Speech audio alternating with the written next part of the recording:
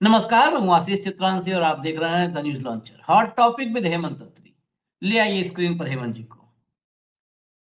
इस वक्त की सबसे जो महत्वपूर्ण खबर है या अपडेट कह सकते हैं, ईरान से अपडेट है कि अयातुल्ला अली खामेनेई के बाद नया सुप्रीम लीडर चुन लिया गया है। हालांकि अब तक नाम का ऐलान नहीं हुआ है, लेकिन ऑफिशियली जो मेंबर्स थे चुनने वाले, जो 88 मेंबर्स जो चुनना था जिनको सुप्रीम लीडर, उनमें से कुछ लोग सामने आकर के ऐलान ये कर चुके हैं, बता चुके हैं कि हमने अपना काम कर दिया। अब ऐलान होने का जो है, नाम ऐलान होने का की औपचारिकता बस बाकी है। 2 लोगों ने कम से कम इसकी पुष्टि कर दी है, जो उस परिषद के, उस असेंबली के मेंबर थे। लेकिन इससे महत्वपूर्ण है, नया सुप्रीम लीडर चुना गया।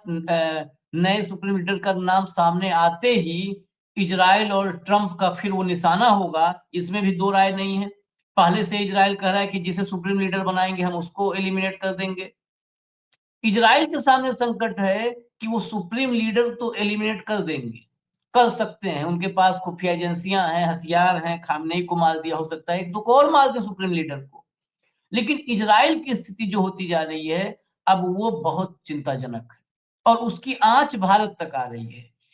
जेरूसलम और तेल अवीव, भारत यहां से बहुत ज्यादा कनेक्ट नहीं था, लेकिन अब जो टारगेट है हाइफा, हाइफा से भारत की व्यापारिक गतिविधियां जुड़ी हुई हैं सीधे तौर पर। और हाइफा में जो इजराइल की सबसे बड़ी तेल रिफाइनरी, जो 60% एनर्जी सप्लाई इजराइल के भीतर करती है कंपनी, जो रिफाइनरी ऑयल डिपो, उसको तबाह कर दिया है। खैबर मिसाइल दागा है उस पे और भयंकर वहां पर तबाही है।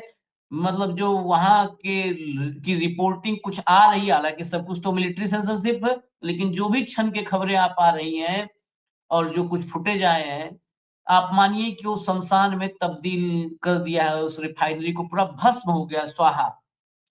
इसके साथ ही एक और महत्वपूर्ण विषय है, लारिजानी जो अब सिक्योरिटी चीफ हैं ईरान के, उनके टारगेट पर अब ट्रंप हैं। उन्होंने कहा है कि खामेनेई की मौत का बदला तो चुकाना ही पड़ेगा, उसका हिसाब चुकाना पड़ेगा। उसके पहले युद्ध खत्म होना और चालू रहना ये सब तो बाद की बात है। खामेनेई की मौत का हिसाब किताब होगा, इससे नहीं बच सकता है ट्रंप। तो मैं एक-एक करके आपको हेडलाइंस खबरें दिखा दूं, फिर हेमंत जी वो हाइफा की रिफाइनरी और उसकी इम्पोर्टेंस भारत के संदर्भ में और ट्रंप को धमकी, सब फिर हेमंत जी से समझेंगे, जो उन्होंने उसके अंदर तमाम अध्ययन किया है। लाइए हेडलाइंस, लाइए पहले हेडलाइंस लाइए। ये देखिए, सबसे क्रेडिबल जो है मिडिल ईस्ट के लिए news media house Al Jazeera, उसने लिखा है, Iran assembly of experts says consensus reached on Khamenei's successor. मतलब अब जो है चुन लिया गया, सहमति बन गई है खामेनेई के सक्सेसर पर, उत्तराधिकारी पर। आगे चलिए, कुछ हिंदी वाले अपने वालों को भी देख लीजिए। खामेनेई के बाद कौन? अमेरिका इजराइल से जंग के बीच ईरान ने चुन लिया नया सुप्रीम लीडर। अगली हेडलाइन ले आइए। ईरान ने चुन लिया नया सुप्रीम लीडर, मशहद के इमाम का बड़ा दावा, बस ऐलान होना बाकी। जरा भीतर चलिए, खबर के भीतर चलिए। अल जजीरा के ही हवाले से हालांकि ये खबरें लगी हुई हैं, इसीलिए हम लाइव ही, अल जजीरा नहीं होता तो इन सब के कहने पर खबर भी नहीं दिखाते। ईरान ने नए सुप्रीम लीडर के नाम पर सहमति बना ली है। फिलहाल नाम का आधिकारिक ऐलान नहीं किया गया है। अल जजीरा की रिपोर्ट के मुताबिक सुप्रीम लीडर चुनने वाली संस्था असेंबली ऑफ एक्सपर्ट्स ने उम्मीदवार तय कर लिया है। असेंबली के सदस्य मोहसिन हैदरी ने कहा कि बहुमत से सबसे योग्य उम्मीदवार के नाम को मंजूरी दी गई है। संस्था के एक अन्य सदस्य मोहम्मद मेहदी मीर बाघेरी ने भी इसकी पुष्टि की है। मैंने कहा था, दो, कम से कम 2 लोग तो पुष्टि कर चुके हैं। दूसरी तरफ इजरायली सेना ने ईरान को चेतावनी दी है कि supreme leader Ayatollah Ali Khamenei के हर संभावित उत्तराधिकारी को निशाना बनाया जाएगा। आईडीएफ ने कहा, उत्तराधिकारी चुनने की प्रक्रिया में शामिल लोगों को भी निशाना बनाया जा सकता है। कई बार यहाँ पर मीडिया जो भी कहे, कई बार लगता है कि सेखी बघाड़ने की स्पर्धा है, कॉम्पिटिशन चल रहा है।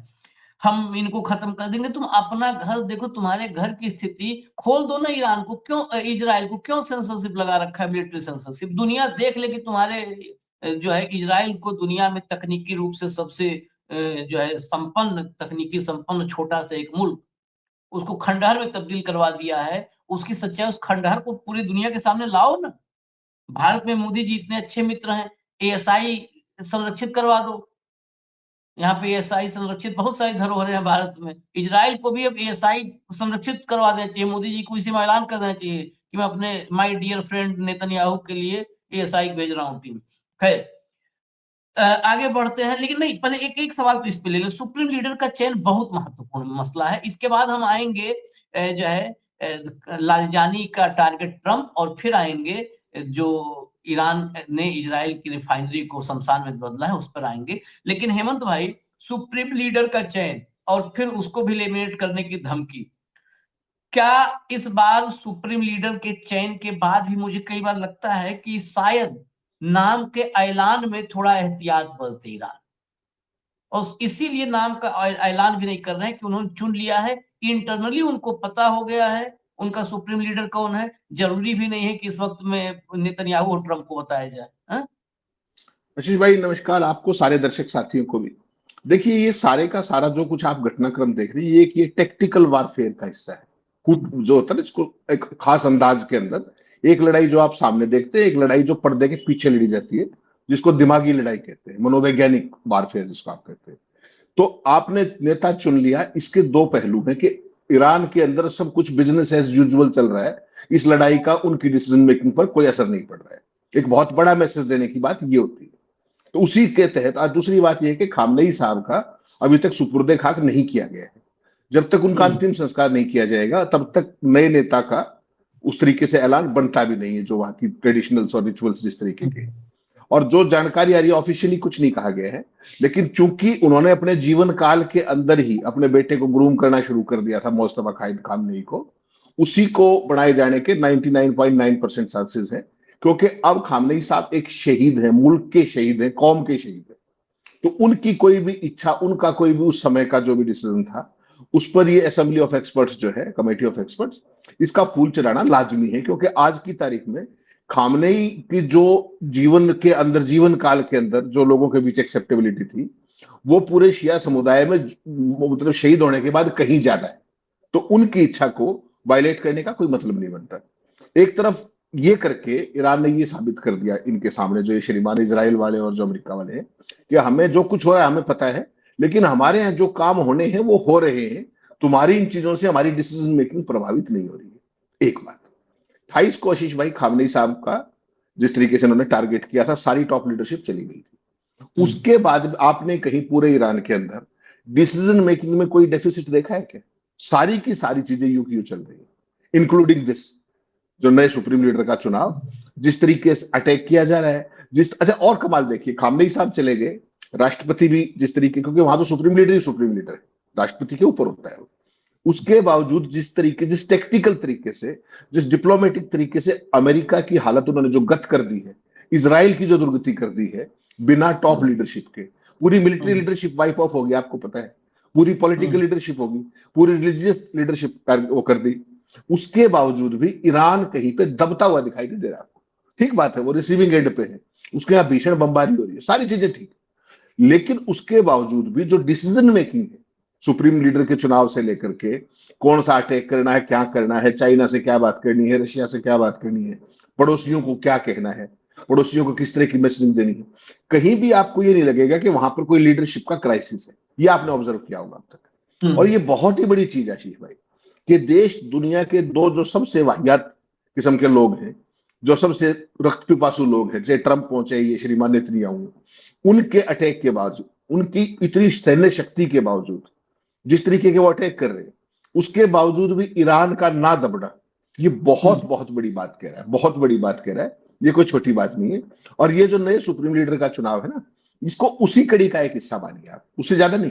क्योंकि जिस दिन सुपुर्दे खाक हो जाएंगे खामनेई साहब, उसके तुरंत बाद ये घोषणा हो जाएगी, ठीक। हम्म, तो बेसिकली खामनेई साहब का बेटा अगर अभी घोषणा कर दे तो हु नेवर नो कि इनके पास मोसाद की जिस तरीके की इनके यहाँ इन्फिल्ट्रेशन है पूरे सिस्टम के अंदर, क्या पता उसी को टारगेट कर दे। तो इसलिए ये अभी तो फिर तो ये हो जाएगा ना भाई, एक साइकोलॉजिकल वारफेयर वो भी तो होगा कि हमने एक सुप्रीम लीडर को पहले उसमें मारा, टॉपिक में, उसमें फर्स्ट हिट में, और नया चुनते ही दूसरे को भी निशाना बना दिया। तो वो एक उस तरीके की सामरिक समझदारी भी है कि इसको फॉर द टाइम भी घोषणा ना की जाए दूसरा पक्ष। अब इसमें जो सबसे महत्वपूर्ण बात है कि इस पूरे घटनाक्रम में इजराइल की बदतमीजी देखिए। आप लड़ाई कर रहे हो, लड़ते रहो, कोई बात नहीं, आप कह रहे हो कि जिसको भी चुनेंगे उसको ही मार देंगे। तो भाई साहब आप तो फिर राष्ट्र थोड़ी हो, आप तो आतंकवादियों का गिरोह हो, या इसके अलावा कुछ हो? आप बताइए ना। आपका कोई खामनेई दुश्मन थे, आपके थे, आपने मान लिया था। पहली बात तो इस तरीके से दूसरी हेड ऑफ स्टेट के ऊपर अटैक करके उसकी जान लेना किसी भी इंटरनेशनल कानून के तहत नहीं आता है। सारे कानूनों के तहत वो भारी अपराध है, इसमें कोई शक मत मानिएगा। एक वो आपने कर दिया।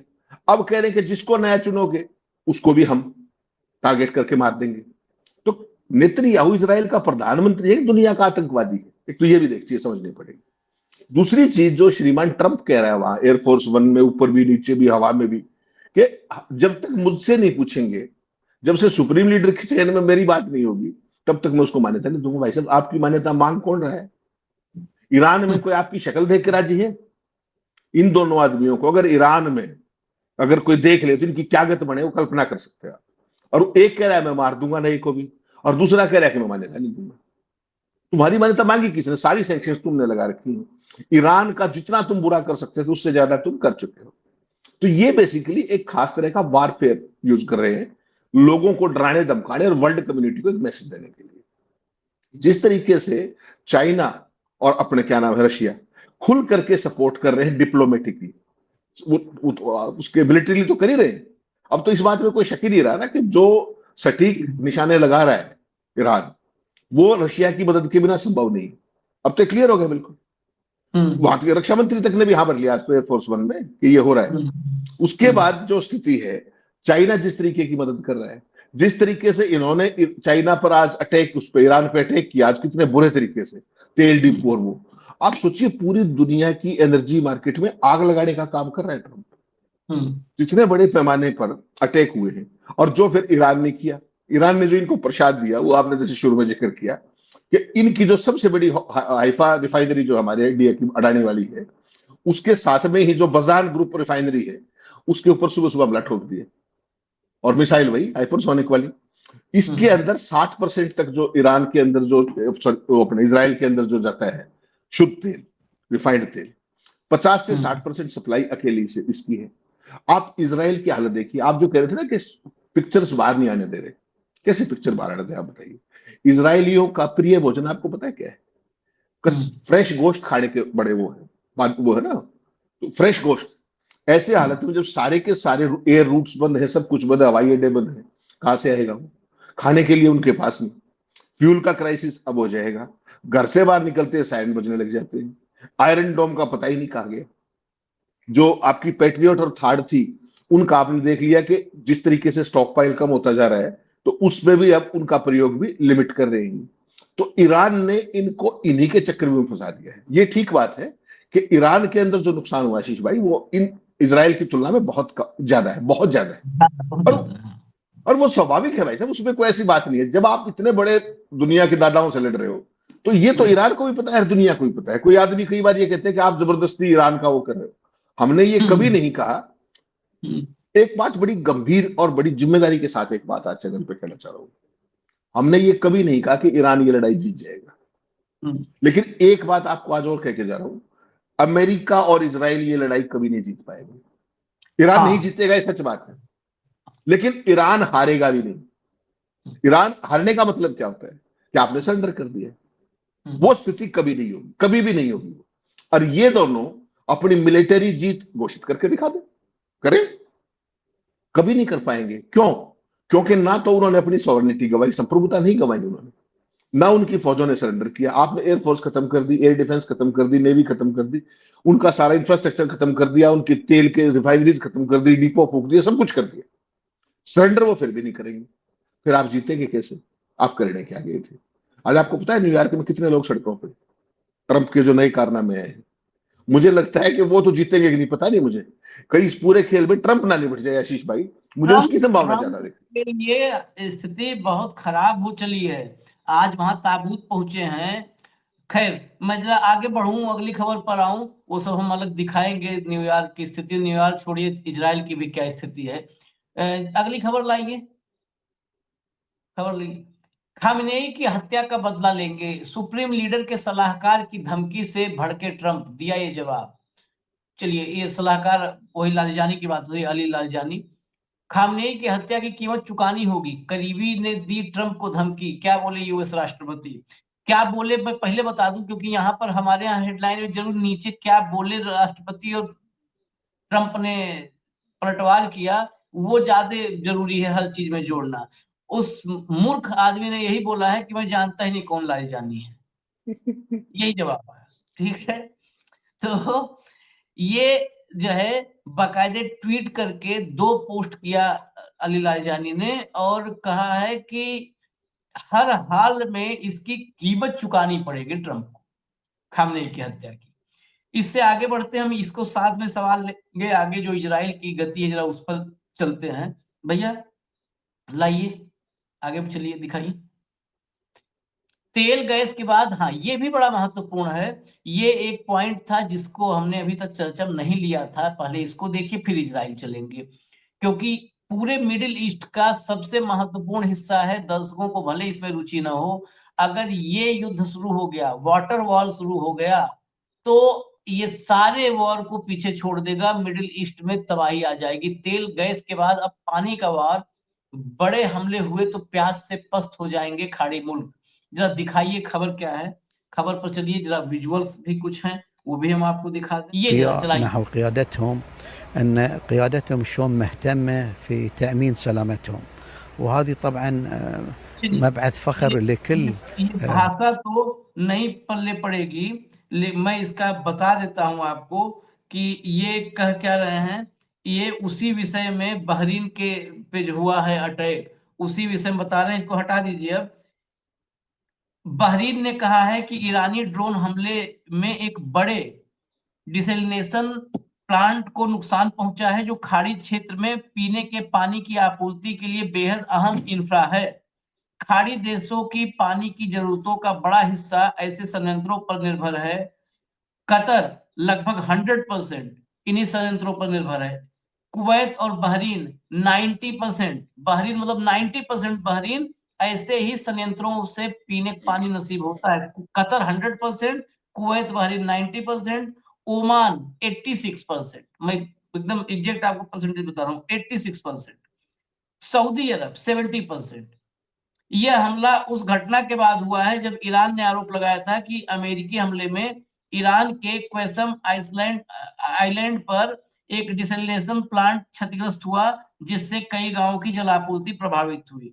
पहले बहरीन से ही, अच्छा ये भी कहा था कि बहरीन से ही वो अटैक हुआ था वहां के प्लांट पर, ईरान के प्लांट पर, उसके जवाब में उसने तबाह किया। जरा दिखा दीजिए, अगला विजुअल ले आइए, अगला विजुअल ले आइए,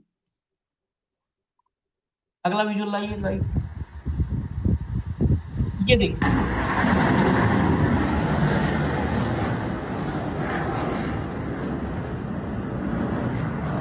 ये अभी पहला, इसकी चर्चा करीब 5-6 दिन पहले कुछ एक्सपर्ट ने कर दी थी।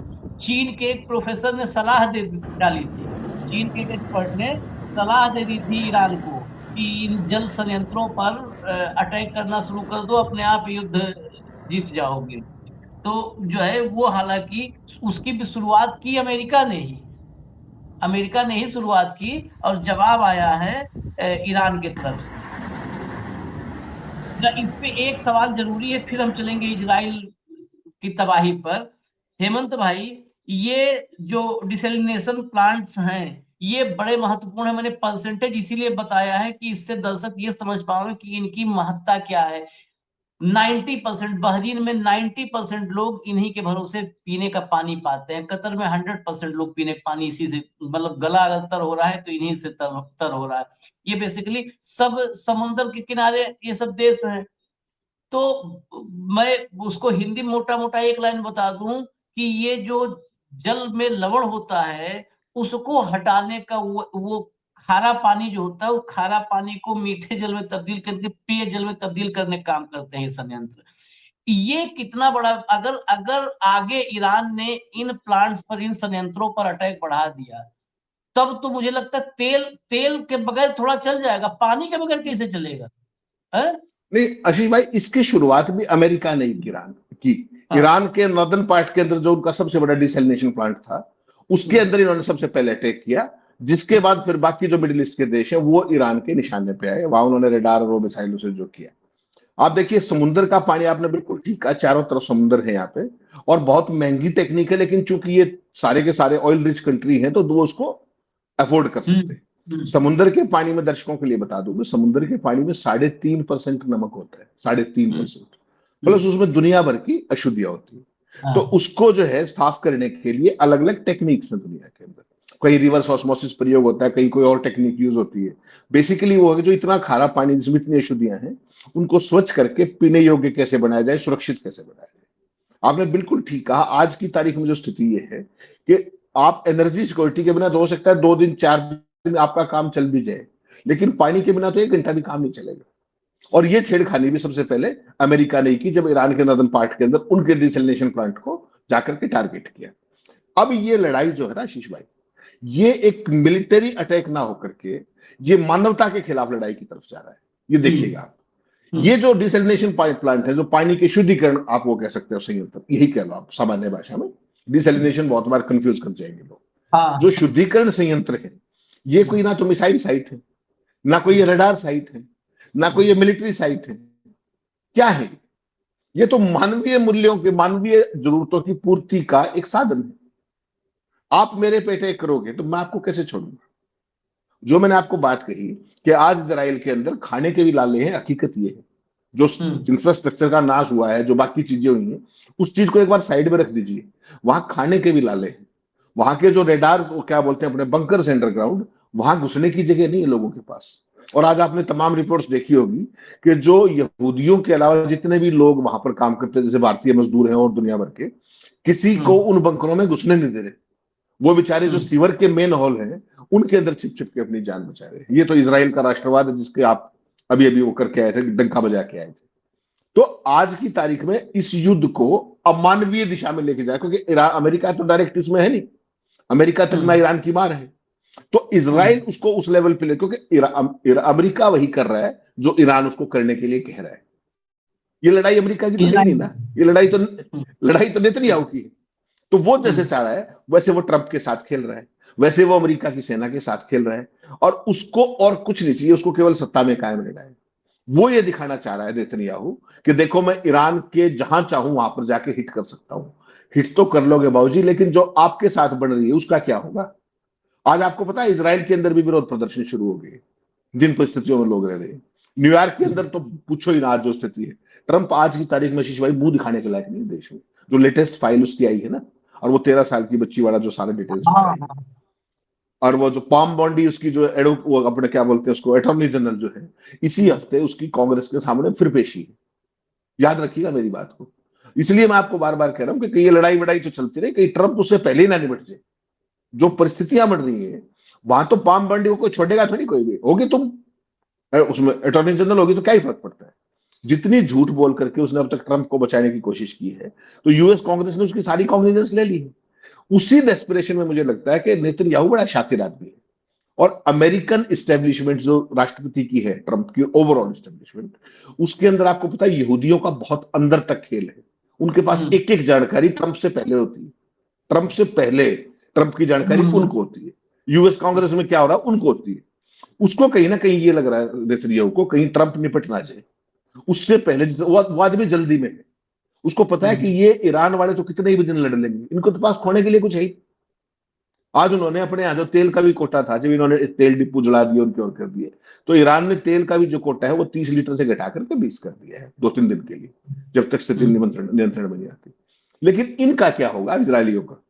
वहां पर जिस ना तो ताजा गोश्त आ रहा है, बाहर निकलते हैं तो साइड बजने लग जाते हैं। तो आज की तारीख में इजराइल भी वो क्राइसिस देख रहा है जो अब तक उसने नहीं देखा था। पिछले साल जून में भी देखा उसने, इस बार हमले उससे भी भयावह हैं। वहां पर अब फ्यूल का क्राइसिस होगा, जिस तरीके से उनकी रिफाइनरी को टारगेट कर दिया। खाने का ऑलरेडी है, सुरक्षा का उनका है, सड़क पे बाहर निकल नहीं सकते, दफ्तर सारे बंद हैं। इसीलिए मिलिट्री सेंसरशिप लागू है शीश भाई इजराइल में, और कोई कारण नहीं है। कि अगर एक भी आप वहां के बड़े से बड़े सवाल उठाइए, जो तो वहां नेतन्याहू से सवाल। आपको जरा चलते हैं, हम रिफाइनरी वाले पे चर्चा कर रहे हो, दिखा देते हैं विजुअल खबर। जरा खबर अब लाइए, लाइए रिफाइनरी वाली हेडलाइन लाइए और भीतर की खबर। ईरान ने इजराइल के ऑयल डिपो को बनाया शमशान, नक्शे से मिटेगा हाइफा, भारत से क्या संबंध। चलिए जरा भीतर चलिए खबर के, जो अभी दिखाया था आपने उस पर आइए।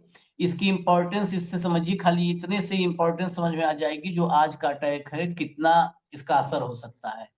हाइफा बे में स्थित बाजान ग्रुप की रिफाइनरी इजराइल की सबसे बड़ी तेल प्रसंस्करण सुविधा मानी जाती है। रिपोर्ट्स के मुताबिक यह रिफाइनरी देश के कुल घरेलू ईंधन की करीब 50 से 60% आपूर्ति करती है। इसलिए इस पर हमला इजराइल की ऊर्जा सुरक्षा के लिए बड़ा झटका माना जा रहा है। इससे पहले जून 25 में भी ईरान के मिसाइल हमले में इस रिफाइनरी को नुकसान हुआ था, जिसमें 3 कर्मचारियों की मौत भी हो गई थी और कई लोग घायल हुए थे। तब नुकसान हुआ था और अब तो बहुत भयावह स्थिति है। मैं विजुअल्स आपको दिखाऊंगा, जरा विजुअल ले आइए। उसके विजुअल देखेंगे तब आप अंदाजा लगाएंगे इस अटैक का कि अटैक कितना खैबर से कितना तगड़ा किया है। ये देखिए,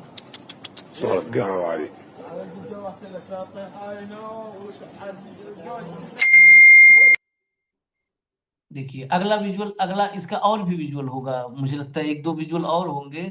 एक ये तो पास से था, दूर से भी विजुअल है। दूर पास जो जो विजुअल्स हैं दिखाइए। ये देखिए, ये दूर से भी जो दिख रहा है आपको, पूरा धुआं धुआं जहां पर गुबार उठा है ये, और बगल में आप देख रहे हो टावर पर लाइटें दनादन जले जा रही हैं। और यहाँ पूरा ये 60% एनर्जी जो रिक्वायरमेंट इजराइल की पूरा करता है रिफाइनरी, हाइफा की रिफाइनरी। और विजुअल अगर हो तो दिखा दीजिए, नहीं तो फिर हम चलें हेमंत जी के पास। मेरे ख्याल से यही विजुअल्स रहे होंगे, इसके अलावा अगर कोई विजुअल हो तो चला दीजिए, नहीं तो यही विजुअल है। हेमंत भाई अगर होगा तो चला दीजिएगा।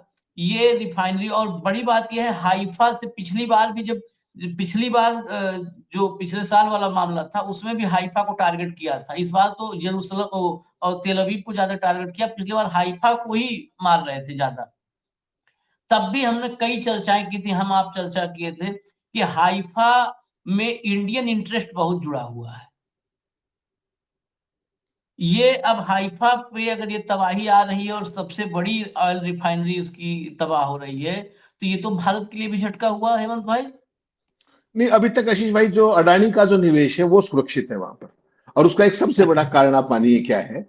सबसे बड़ा सबसे बड़ा कारण है मोदी जी। वहां पर जितनी सुरक्षा लगी है उतनी सुरक्षा शायद नेतन्याहू भी ना हो। उतना जुगाड़ ये करवा के उसको बता करके कि भैया मेरे इस यार का, मेरा तो एक ही काम है छोटा सा, इस गरीब को नुकसान नहीं होना चाहिए अडानी, वो व्यवस्था वो करके आए। जो एक चीज मैं आपको बताना भूल गया, दर्शकों के लिए बड़ी जरूरी है, वो जो पानी की हम बात कर रहे थे, ये बेसिकली क्या है कि खाड़ी के जो बाकी देश हैं उनको जीवित रहने के लिए, मैं थोड़ा ऐड कर रहा हूं उसमें, उनको जीवित रहने के लिए जो ये खारे पानी को मीठा करने के संयंत्र हैं उनकी आवश्यकता ज्यादा है, ईरान को नहीं है। उसका कारण है ईरान के पास बांध भी है और नदियां भी। हाँ। ठीक, तो खाड़ी देशों के पास वो जो मशीनें हैं, अगर इस तनाव में एक पक्ष दूसरे पक्ष की तुलना में जो नुकसान होगा तो वो बाकी देशों का ज्यादा होगा, मिडिल ईस्ट का। ईरान उतना डिपेंडेंट नहीं है, और इसीलिए नेतन्याहू जो पड़ोस के देशों को इसका शत्रु बनाने के लिए तरह तरह के पंगे इनके साथ ले रहे हैं, एक बात। दूसरा, आपने अब तेल पे आते हैं वापस। आज की तारीख में जो स्थिति है कि हाइफा के आसपास, हाइफा तो बेसिकली एक पोर्ट है, पोर्ट का एक बहुत बड़ा कॉम्प्लेक्स होता है। कॉम्प्लेक्स के आसपास जो ये है, ये सबसे बड़ी जो रिफाइनरी थी ये टारगेट की गई जिसकी हम बात कर रहे हैं। और इसका जो कहते हैं हम आपस में बजान ग्रुप रिफाइनरी है, बजान ग्रुप की। और इसकी जो ओवरऑल सप्लाई है वो 50 से 60% है पूरी जो इजराइल की एनर्जी नीड, पेट्रोल और डीजल की जिस तरीके की। तो इसको टारगेट करने का मतलब सीधा सीधा, आप ये बताइए ना, जब आप देश के ईरान के अंदर घुस के दिन देखते ना रात देखते, मतलब तेल के डिपो भी टारगेट कर रहे हो और रिफाइनरीज भी टारगेट कर रहे हो, तो वो आपको प्रसाद देंगे क्या? ईरान का तो अपना चलो फिर भी अपनी सारी की सारी प्रोडक्शन है वो कर लेंगे, उन्होंने आज भी जो कटौती की है उसमें 2 से 3 दिन का टाइम दिया कि अब ये नॉर्मल हो जाएगी सप्लाई, फिर हम आपका कोटा भी बढ़ा देंगे अपने लोगों का उसमें। लेकिन इजराइल के साथ ये हुआ, फिर क्या होगा? अगर ये बजान रिफाइनरी अगर 1 महीना बंद रहेगी, फिर इजराइल का क्या होगा? पहले ही इजराइल की सड़कों पर जिस तरह की स्थिति है, बाहर कोई निकल ही नहीं रहा, निकलते ही सायरन बजने शुरू हो जाते हैं। तो आज की तारीख में आशीष भाई, कोई कुछ कहता रहे, इजराइल के जो बड़े से बड़े अखबार है जो सरकार के विरोधी भी है, हरमिज जैसे जो अखबार है, वो भी आज की तारीख में सरकार के खिलाफ 2 लाइन नहीं लिख पा रहे, वो भी रियलिटी नहीं बता पा रहे हैं लोगों को, उनको भी पिक्चर्स दिखाने की वो इजाजत नहीं है। नहीं तो आप ये बताइए, जब सारा इजराइल बंकर्स के अंदर पड़ा है तो वहीं से लाइव रिपोर्टिंग कर दें, वो क्या दिक्कत है कि बंकर्स में किस तरह का जीवन है, क्या है, आम इजरायली क्या, लेकिन वो सारी खबरें खत्म। ऐसी मिलिट्री वो है। उसमें एक चीज और लगा दी, आज मैं पढ़ रहा था कि अगर आपने कोई भी ऐसी चीज इजराइल की डिफेंस मिनिस्ट्री से पूछे बिना सर्कुलेट कर दी, चाहे वो वीडियो हो चाहे फोटोग्राफ हो, जो डिस्ट्रक्शन हो रहा है, तो आपको 1 साल की सजा हो जाएगी जेल में। आ गया डेटा। तो ये जो मिलिट्री जो सेंसरशिप है, इसका आप केवल मतलब ये समझ लीजिए कि जब ईरान ने बिल्कुल ओपन फॉर ऑल है, कोई जाके कुछ भी लिखो, कोई नहीं रोक रहा आपको। इजराइल तो जीत रहा है, इनकी भाषा अगर मानो इन दोनों बड़बोलों की, ट्रंप की और उसकी, तो वो तो जीत रहे हैं। तो जीत रहे हैं तो भाई साहब फिर ये सेंसरशिप की क्या जरूरत थी? ये चीज आपको देखनी। और मैं सिंपल इसको कर दूं, इजराइल तो डेमोक्रेटिक कंट्री है, अमेरिका डेमोक्रेटिक कंट्री है, यही तो बताते हैं हम तो डेमोक्रेसी में यकीन रखते हैं, लोकतांत्रिक मूल्यों में यकीन रखते हैं। इजराइल डेमोक्रेसी है, जहां डेमोक्रेसी है वहां पर सेंसरशिप है। और ईरान क्या है, इनकी भाषा में क्रूर शासक, तानाशाही, क्रूर तानाशाही शासन। क्रूर तानाशाही शासन में है ओपन फॉर ऑल, जिसको मन है आओ, कैमरा निकालो, अपना बनाओ, जो रिपोर्टिंग करनी है वो रिपोर्टिंग के लिए भी कोई गाइडलाइन नहीं है कि हमारे फेवर में रिपोर्टिंग करनी है। जो मन करे, आपको जो दिख रहा है आप जिस तरीके से चाहो उसकी रिपोर्टिंग करो। वो क्रूर तानाशाही, देखिए इसी को कहते हैं, फिर हिपोक्रेसी ने दोगलापन, इसको कहते हैं अंतरराष्ट्रीय दोगलापन। कि हम मतलब सारे पाप और कुकर्म हमारे हैं, लेकिन हम जो है हमको संत कहो, और सामने वाला ईरान संत है कि शैतान है, हम नहीं जाए इस पर टीका टिप्पणी करने, लेकिन अगर आपसे कंपैरिजन किया जाएगा तो आपसे तो बहुत बेहतर नजर आ रहा है ईरान, उसने तो किसी को नहीं रोका। इस हिसाब से तो ईरान की सीमा में किसी को नहीं कदम रखना चाहिए था। CNN अमेरिका का मीडिया हाउस है, उसको तो सब टांग देते सूली पे। वो CNN जा करके ईरान में रिपोर्टिंग कर रहा है और दिखा भी रहा है कि यहाँ पर ताजे फल, ताजी सब्जियां सब मिल रहा है। बाहर बताया जा रहा है कि ईरान वीरान हो गया, और यहाँ ताजा फल, ताजी सब्जी, ये युद्ध के हालात में इंडिकेशन होते हैं कि सब कुछ नॉर्मल चल रहा है, कैजुअलिटीज हो रही हैं, तबाही हो रही है, लोग मर रहे हैं, सब ठीक है, लेकिन जनजीवन अपने रफ्तार से चल रहा है, क्योंकि ताजा फल और ताजी सब्जियां, जब आपका ट्रांसपोर्टेशन बहाल है, आवाजाही चल रही है, तभी ताजा फल, ताजी सब्जियां मिल सकती हैं। अभी जैसे हेमंत भाई ने कहा ना कि वहां पर ताजा गोश्त के लिए तरस गए हैं सब, वो खाए बिना सब हैरान परेशान घूम रहे हैं। यहाँ पर ये है, तो ये देखना होगा। खैर अभी हमको फिलहाल इजाजत दीजिए, कुल मिला जुला करके जो हम लोग को वही दिखाया जा रहा है, खासकर भारत में कि अमेरिका और इजराइल तबाही मचाए पड़े हैं। वो बिल्कुल तबाही मचाए हैं, लेकिन आप उनको देखिए और ईरान को देखिए, तो अनुपातिक प्रतिनिधित्व अगर देखेंगे दोनों का, तो ज्यादा तबाही, मुझे अनुपात में अगर देखेंगे तो ईरान मचा रहा है, क्योंकि ईरान तो तबाह ही है, उसको तो आपने तबाह ही कर दिया है। उसे कितना तबाह करोगे? हेमंत भाई आप कुछ कहना चाहते हैं, लेकिन एक बात बता दूं, कल क्या कहा ट्रंप ने, 3000 ठिकानों को हमने नष्ट किया, 3000 ईरान में। आप ईरान को मैप में खोलो, 3000 बिंदी बना दो या 3000 सर्कल बना दो, मैप खत्म हो जाएगा। 3000 आप ठिकाने नष्ट कर दिए। ईरान क्या कहता है, ईरान की रोज ब्रीफिंग होती है कि हमने 7 ठिकानों पर मिसाइलें दागी, 7 ठिकाने, 9 ठिकाने, वो 3000 पे दाग दिए। 3000 पे दाग देते तब तो ईरान के रास्ते घुस करके आप अलास्का में निकल जाते, धरती के भीतर ही सुरंग बना करके। नॉनसेंस बातें सब। हाँ कुछ कह रहे थे आप, बोलिए। वो आशीष भाई, एक पॉइंट जो हमारे थंबनेल में था वो था लारी जॉनी का, कि जिस तरीके से उसकी धमकी जो था कि ट्रंप उसको कह रहे, उसने कहा कि जो अमेरिका ने किया है उसकी कीमत चुकानी पड़ेगी खामनेई की हत्या के बारे में। वो ईरान के सिक्योरिटी चीफ है। उस पे आज आपको पता है एयरफोर्स वन के अंदर श्रीमान ट्रंप सवार थे और उनसे सवाल पूछा गया, तो हमेशा की तरह उस भाई ने क्या कहा, मुझे नहीं पता कि वो कौन व्यक्ति है, मैं उसको जानता नहीं, मुझे ये नहीं पता कि वो किस बारे में बात कर रहा है, कौन है, मुझे कोई फर्क नहीं पड़ता। और फिर कहा कि लारी जानी तो पहले ही हार चुके हैं, जब तुम जानते ही नहीं तो फिर हार कैसे चुके। अजीब चुटकुला है। जब मैं आशीष चित्रांशी को जानता ही नहीं तो मुझे क्या पता वो हार चुके हैं, जीत चुके या फतेह कर चुके, हाउ डू आई नो। तो उसने आज ये बात कही, और जो लारी जानी ने जो बात कही है ना उसको हल्के से मत लीजिएगा। वो ये नहीं कह रहे कि खामनेई का जो कुछ हुआ, खामनेई का बदला ही चल रहा है ये सब कुछ, वरना तो ईरान तो लड़ने की स्थिति में है ही नहीं। खामनेई के साथ जो किया गया है उसी का बदला चल रहा है ये लड़ाई, नंबर एक। और जो ट्रंप जिस तरीके से हथियारों की बड़ी बड़ी खेप इजराइल को दे रहे हैं वो आज आपको दिख रही है ईरान के खिलाफ है, आज आपको दिख रही है। लेकिन ट्रंप पूरे के पूरे जो धार्मिक बैलेंस है ना उसको डिस्टर्ब कर रहे हैं कहीं ना कहीं पूरे रीजन के अंदर और पूरी दुनिया के अंदर। इस पूरी परिस्थिति में जो सबसे बड़ी खतरनाक चीज है, ये बम वो दे रहे हैं इजराइल को ईरान को तबाह करने के लिए। लेकिन अगर आप इसको सही मायनों में देखें, इतिहास से सबक लेते हुए, तो एक लाइन मैं आपको जरूर कहना चाहूंगा कि ये जो बम है ये अमेरिका की भावी पीढ़ियों के लिए बो रहे हैं, आने वाले सभी समय के लिए। इसलिए जो कहते हैं ना कि लम्हों ने खता की और सदियों ने सजा पाई, अमेरिका की आने वाली जनरेशंस इस चीज से पार नहीं पाएगी कि उनके सर्वोच्च नेता को, कि ईरान के सर्वोच्च नेता को किस तरीके से टारगेट किया गया, सारे नियम कायदों को तोड़ करके। इसलिए जो लारी जानी जो बात कह रहे हैं उसको आप साधारण मत लीजिएगा, इसके बहुत लॉन्ग टर्म इंप्लीकेशंस हैं पूरे के पूरे रीजनल रिलीजियस बैलेंस को लेकर के भी। और इसमें जो इजरायली भी है ना, अब आप मत सोचिएगा कि उनके लिए दुनिया का जो घूमना फिरना और सारा वो है पहले जैसा नहीं रह पाएगा, माफ कीजिए। अब इजराइल का आदमी जहां भी दिखेगा वो किसी न किसी के टारगेट पे होगा। वो बम उसने अपने क्या नाम है नेतन्याहू ने बो दिए हैं पूरे इजराइल के लोगों के लिए। चलिए इजाजत दीजिए अभी फिलहाल हमें, हम और भी कुछ महत्वपूर्ण अपडेट्स हैं वो लेकर के अभी आ रहे हैं। धन्यवाद हेमंत भाई, बहुत बहुत धन्यवाद, नमस्कार।